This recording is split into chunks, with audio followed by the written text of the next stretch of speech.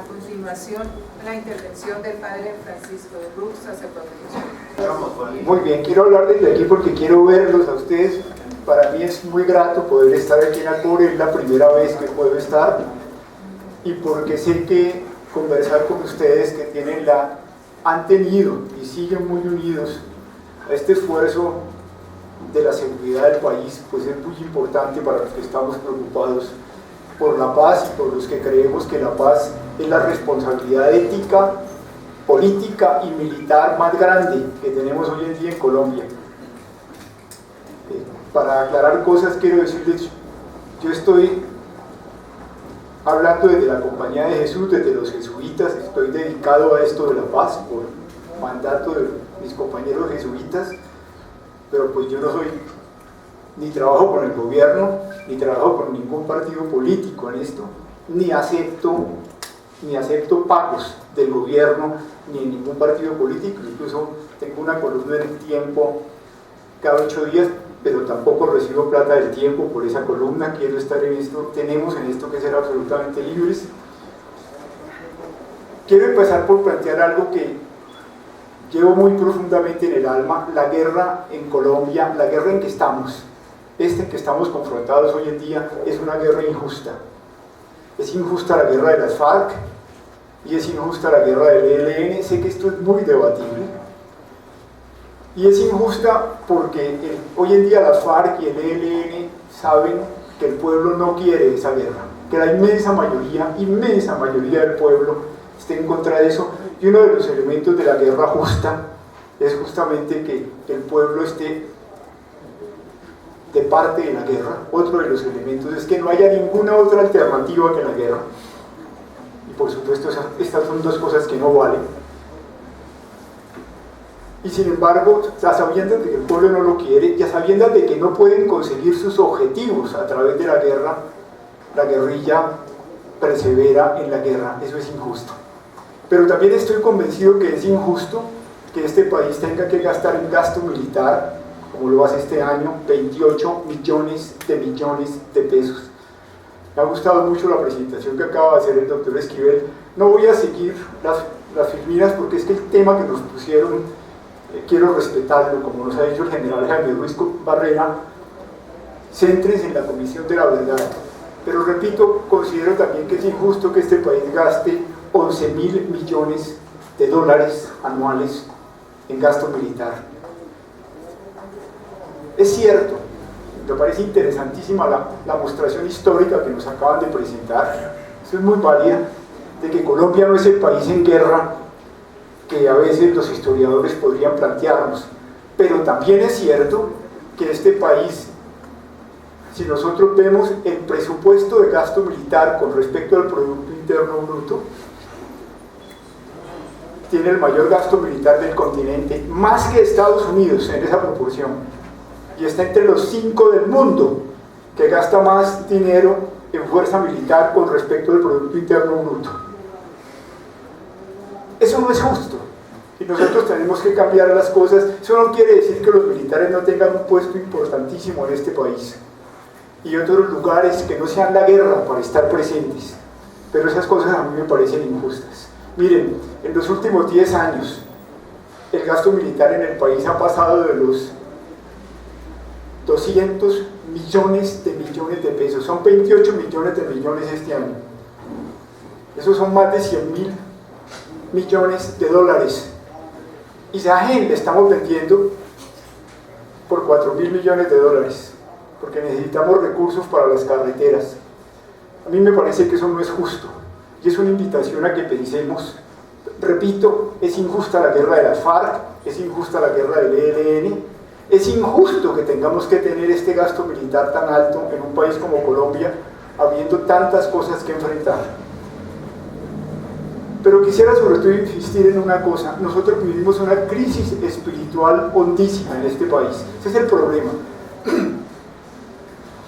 Mucho más que un problema social y mucho más que un problema político. Nosotros todos, empezando por la iglesia, por nosotros los curas, tenemos un problema espiritual muy profundo. No digo religioso, No es un problema de si somos católicos o protestantes, es un problema de la fractura del ser humano, de todos nosotros, hasta niveles muy profundos. Esas cifras que aparecen ahí es simplemente una muestra de eso, ustedes las conocen. 1995 masacres, 27.000 secuestros y los secuestros más largos del mundo, 17.000 ejecuciones extrajudiciales. Estas son las cifras hechos, independientemente de si estamos o no de acuerdo con las interpretaciones. 6 millones de víctimas. Es una barbaridad y esto ha destruido enormemente la dignidad del pueblo colombiano como tal. Somos nosotros mismos los que estamos rotos. Me acuerdo siempre leyendo el libro este que muchos conocemos, de las uvas de la ira. Hay un momento en que uno de los protagonistas en California violenta de la minería criminal del oro de principios del siglo pasado le dice a la gente del pueblo: ustedes no son humanos, si ustedes fueran humanos no aceptarían vivir en la forma como están viviendo en su sociedad. Este es el problema nuestro, hondísimo, de la quiebra tan profunda. Y por eso yo les digo, cuando yo he tratado de encontrar explicaciones a lo que nos ha pasado, ¿qué nos hace sentido en esto? No las he encontrado ni en la teología, ni en la filosofía, ni en las ciencias políticas. Lo único que a mí me ha hecho sentido, lo viví en La Habana con las víctimas, lo viví en la montaña del Magdalena Medio, donde estuve 13 años. Lo único que a mí me hace sentido es la dignidad que uno encuentra en gente del pueblo colombiano. Sí, créanme, la misma dignidad también que he visto en los soldados que han perdido las piernas o que han quedado sordos en medio de esta locura de las minas antipersonas. Gente que perdió todo lo que más quería y que sin embargo se mantienen con una grandeza humana que a uno realmente lo impresiona. En La Habana yo vi eso, en la mujer que vino del Club del Nogal, que le había matado a su hijo y a la novia de su hijo con la bomba, y que le habían dejado parapléjico al otro hijo, y sin embargo fue a La Habana a hablar con toda franqueza, a la señora Turbay, que le había matado a su mamá y sus hermanos, al muchacho de Leiter, que vino de Bojayá, que habló con tanta claridad, y le habló con mucha claridad a la gente de la FARC, y les dijo: ustedes son responsables de lo que pasó aquí. Pero igual se lo dijo al general Mora: ustedes también tienen responsabilidad en esto. Y luego le dijo a todos en La Habana: ustedes tienen que pagar por esta responsabilidad. ¿Y sabe cómo pagan? Ustedes no se levantan de esta mesa hasta que no se pare la guerra en Colombia. A mí me impresionó lo que sentí allí, porque lo que hubo en La Habana fue haber puesto el dolor de Colombia en el centro de esta locura que nos tiene a nosotros en unas circunstancias tan difíciles entre nosotros. Yo quiero llamar la atención sobre la importancia de lo que está pasando en La Habana. Tuve la oportunidad de estar con todos los grupos de víctimas, tuve la oportunidad de estar antes, hace rato. Creo que soy más viejo que muchos de ustedes. Hace rato me ha tocado vivir los diálogos con guerrilla, con paramilitares, con militares en territorio.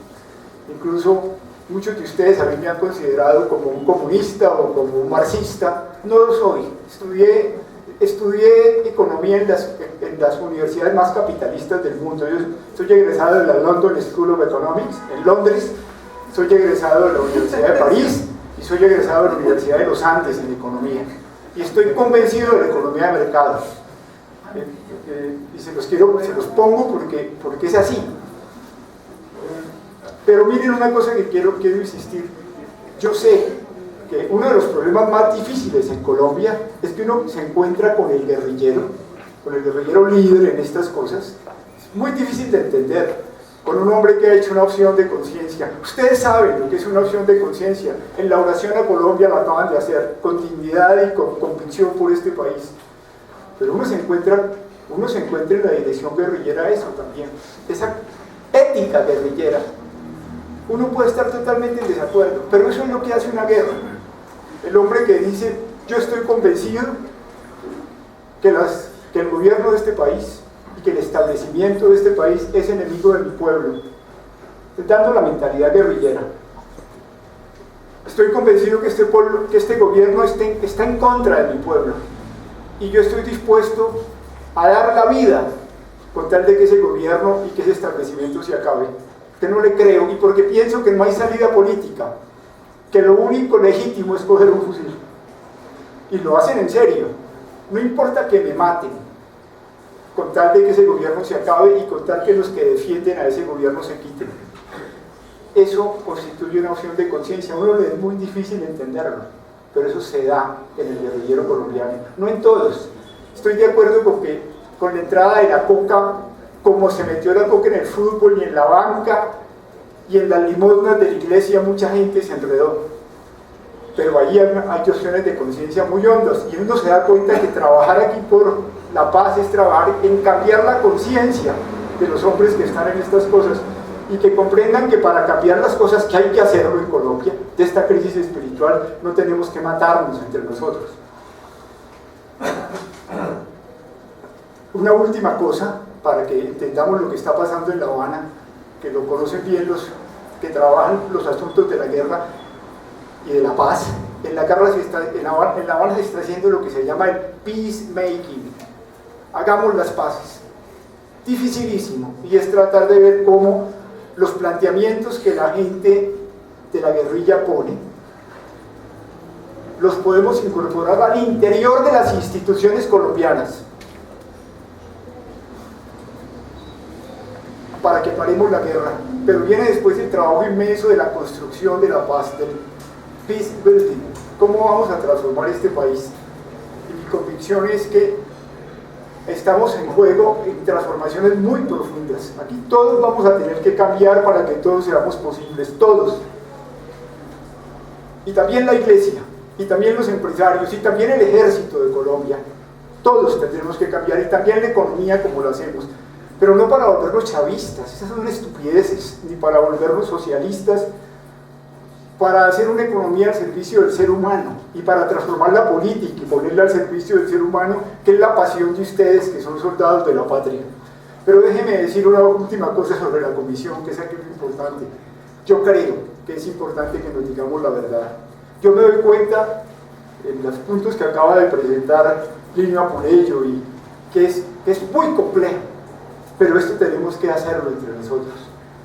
Estoy convencido de que si se logra una comisión independiente de La Habana, independiente del poder político, independiente de los partidos, si conseguimos eso, una comisión que actúe con absoluta autonomía, de hombres y mujeres que únicamente les interese, en la medida de lo posible, yo estoy de acuerdo con Antonio, establecer primero la claridad de los hechos relevantes. En esta lista de cosas tremendas que han pasado, ¿cuáles son los hechos realmente duros que han ahí? Segundo, intentar una explicación de los hechos, por qué se produjeron, que es muy difícil, pero sopesarlos y sopesar las evidencias para que tratemos de ver qué hay detrás de los hechos que ahí aparecen. Tercero, en la medida de lo posible establecer quiénes pueden haber sido responsables de esas cosas. El país lo necesita, pues por supuesto que lo necesita. La responsabilidad de la FARC, la responsabilidad del ELN, las gravísimas responsabilidades de hechos supremamente duros, de las masacres que hubo en el país. Y luego abrirse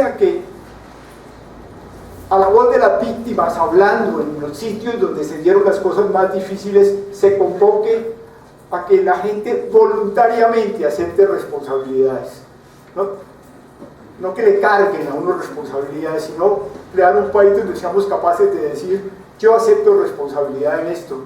Esto es muy importante en Colombia. Mi convicción, créanme, es que en esta crisis espiritual tan profunda que hay en el país, todos nosotros somos responsables por lo que hemos hecho y por lo que hemos dejado de hacer. Y eso es un poco la perplejidad que Colombia pone ante los países del mundo. Digo todos, también las universidades. ¿Por qué educamos a la gente así? También los profesores, también los que tenemos algún liderazgo religioso. ¿Cómo es posible? Este es el país católico más católico del continente. Todavía 80% de católicos. y tenemos los niveles de violencia o los niveles de victimización más altos entre cristianos bautizados.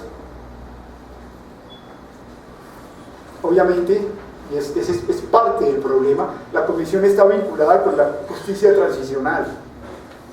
¿Qué tipo de justicia sirve para que no haya impunidades? Porque si no, todos esos acuerdos que se hagan no tienen seguridad jurídica. ¿Qué tipo de justicia hay que poner para poder garantizar que quedamos tranquilos? Bueno, muchísimas gracias y excúsenme si me he estado pasando el tiempo.